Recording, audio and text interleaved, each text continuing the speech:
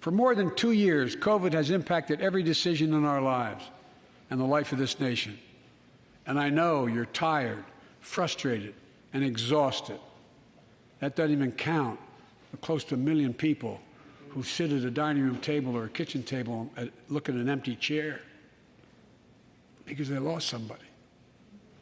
But I also know this: because of the progress we've made, because of your resilience and the tools that we have been provided by this Congress, tonight I can say we're moving forward safely back to more normal routines.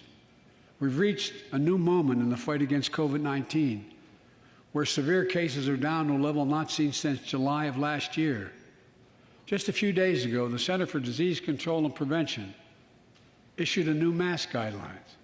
Under the new guidelines, most Americans and most of the country can now go mask-free. And based on projections, more of the country will reach a point across the next couple of weeks. And thanks to the progress we've made in the past year, COVID-19 no longer need control our lives. I know some are talking about living with COVID-19, but tonight I say that we never will just accept living with COVID-19. We'll continue to combat the virus as we do other diseases. And because this virus mutates and spreads, we have to stay on guard. And here are 4 common sense steps as we move forward safely, in my view. First, stay protected with vaccines and treatments. We know how incredibly effective vaccines are. If you're vaccinated and boosted, you have the highest degree of protection. And we'll never give up on vaccinating more Americans. Now, I know parents with kids under 5 are eager to see their vaccines authorized for their children. Scientists are working hard to get that done. We'll be ready with plenty of vaccines if and when they do. We're all ready. We are also ready with antiviral treatments. If you get COVID-19, the Pfizer pill reduces your chances of ending up in the hospital by 90%. I've ordered more pills than anyone in the world has. Pfizer is working overtime to get us 1 million pills this month and more than double that next month. And now we're launching the Test to Treat initiative, so people can get tested at a pharmacy, and if they prove positive, receive the antiviral pills on the spot at no cost. And folks, if you're immunocompromised or have some other vulnerability, we have treatments and free high-quality masks. We're leaving no one behind or ignoring anyone's needs as we move forward. On testing, we've made hundreds of millions of tests available, and you can order them for free to your doorstep. And we've already ordered free tests. If you already ordered free tests tonight, I'm announcing you can order another group of tests. Go to covidtest.gov starting next week, and you can get more tests. Second, we must prepare for new variants. Over the past, we've gotten much better at detecting new variants. If necessary, we'll be able to develop new vaccines within 100 days instead of maybe months or years. And if Congress provides the funds we need, we'll have new stockpiles of tests, masks, pills ready if needed. I can't promise a new variant won't come, but I can promise you we'll do everything within our power to be ready if it does. Third,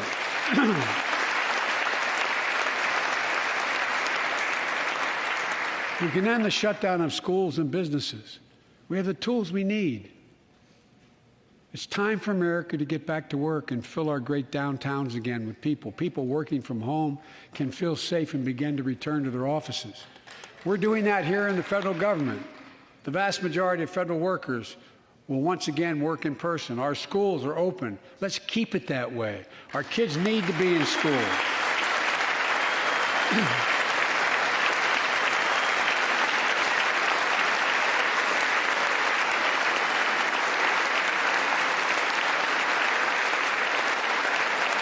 With 75% of adult Americans fully vaccinated and hospitalizations down by 77%, most Americans can remove their masks and stay in the classroom and move forward safely.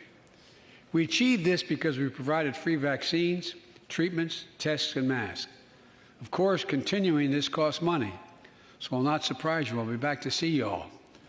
And I'm going to soon send a request to Congress. The vast majority of Americans have used these tools and may want again. We may need them again, so I expect Congress, and I hope you'll pass that quickly. Fourth, we'll continue vaccinating the world. We've sent 475 million vaccine doses to 112 countries, more than any nation on earth. We won't stop, because you can't build a wall high enough to keep out a vaccine. The vaccine can stop the spread of these diseases. You know, we've lost so much in COVID-19. Time with one another. The worst of all, much the loss of life. Let's use this moment to reset. So stop looking at COVID as a partisan dividing line. See it for what it is, a god-awful disease. Let's stop seeing each other as enemies and start seeing each other for who we are, fellow Americans. Look.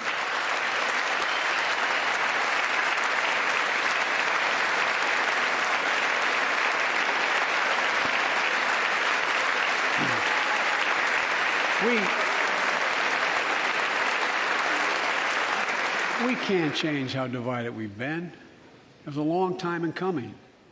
But we can change how to move forward on COVID-19 and other issues that we must face together.